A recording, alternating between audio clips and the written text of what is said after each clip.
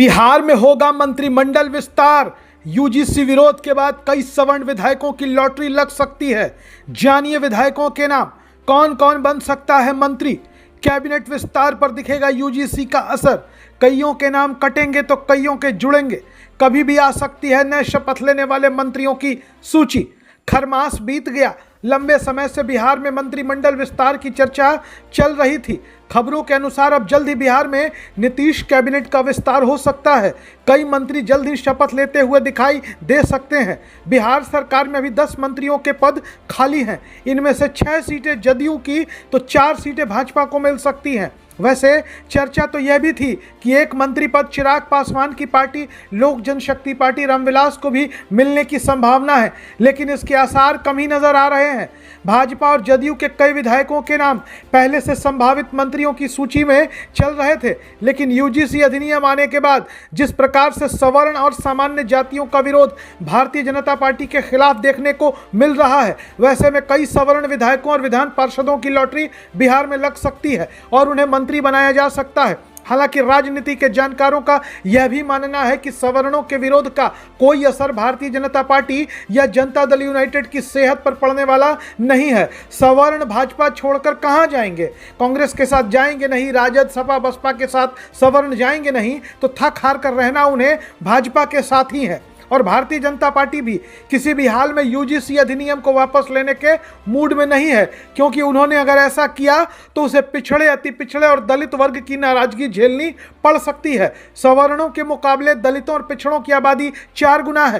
खैर, हम बात कर रहे हैं मंत्रिमंडल विस्तार की और बिहार के उन नामों पर चर्चा कर लेते हैं जो आने वाले समय में बिहार सरकार में मंत्री बन सकते हैं। सबसे पहले तो बात भारतीय जनता पार्टी की कर लेते हैं। जैसा कि हमने आपको पहले ही बताया कि मंत्रिमंडल में भारतीय जनता पार्टी की 4 सीटें खाली हैं।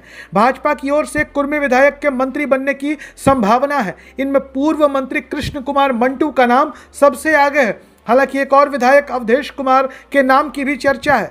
बात कर लें राजपूत कोटे की, तो राजपूत कोटे से नीरज कुमार बबलू, राणा रणधीर या पूर्व मंत्री संतोष कुमार सिंह मंत्री पद की शपथ ले सकते हैं। भारतीय जनता पार्टी की ओर से ब्राह्मण कोटे से नीतीश मिश्रा या मिथिलेश तिवारी के मंत्री बनने की प्रबल संभावना है, जबकि भूमिहार कोटे से जीवेश मिश्रा एक बार पुनः राज्य सरकार में मंत्री बन सकते हैं। हालांकि दूसरा नाम भूमिहार नेता रजनीश कुमार का भी चल रहा है। वहीं वैश्य कोटे से दीघा के विधायक संजीव चौरसिया का नाम भी मंत्री पद की रेस में सबसे आगे है। बात कर लेते हैं कायस्थ समाज की, तो कायस्थ समाज से आने वाले भाजपा के राष्ट्रीय अध्यक्ष नितिन नवीन के मंत्री पद से इस्तीफे के बाद उनके जगह पर संजय मयूख जो विधान पार्षद हैं, उन्हें मंत्री बनाया जा सकता है। अब बात कर लेते हैं नीतीश कुमार की पार्टी जनता दल यूनाइटेड की, तो जनता दल यूनाइटेड में 6 मंत्रियों के पद खाली हैं। जेडीयू राजपूत बिरादरी से रणधीर सिंह या राहुल सिंह को मंत्री बना सकता है। सवर्ण चेहरों में एक बड़ा नाम शालिनी मिश्रा का भी आ रहा है। कुशवाहा बिरादरी से प्रदेश अध्यक्ष उमेश सिंह कुशवाहा या पूर्व मंत्री श्री भगवान सिंह कुशवाहा का नाम भी चर्चा में है। इन दोनों में से किसी एक का मंत्री बनना लगभग तय है। वहीं दलित समाज से महेश्वर हजारी या रत्नेश सदा, इन दोनों में से कोई एक मंत्री बन सकता है। वहीं एक नाम नचिकेता मंडल का भी चल रहा है जो नीतीश सरकार में मंत्री बन सकते हैं। अति पिछड़ा वर्ग से नीतीश सरकार में मंत्री बनने की रेस में बुलो मंडल, शीला मंडल और दामोदर रावत का नाम भी तेजी से आगे बढ़ता जा रहा है।